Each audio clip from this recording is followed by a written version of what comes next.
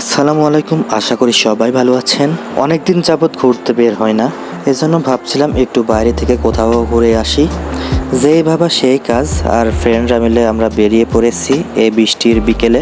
কোথায় যাব তার কোনো ঠিক ছিল না, ভাবছিলাম কুষ্টিয়ার সেই ভাইরাল জায়গাটাতে ঘুরে আসা যায়। ইতিমধ্যে আমরা কুষ্টিয়ার লাহিনীতে সেই ভাইরাল জায়গাটাতে চলে এসেছি। আর জায়গাটা এতই সুন্দর, কেউ না গেলে কখনো বুঝতে পারবেন না। এখানে আসলে অটোমেটিক মন ভালো হয়ে যাবে আশা করি।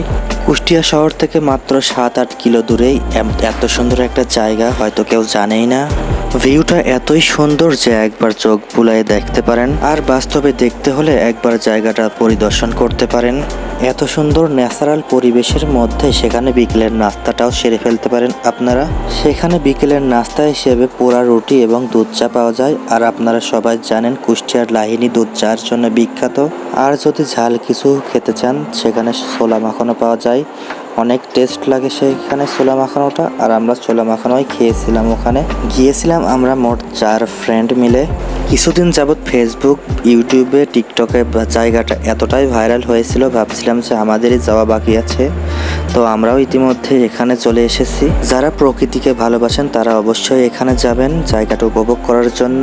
তো আজকের ভিডিওটা এই পর্যন্তই রাখতেছি, দেখা হবে অন্য কোনো ভিডিওতে। Thanks for watching my video. সবাইকে আল্লাহ হাফেজ।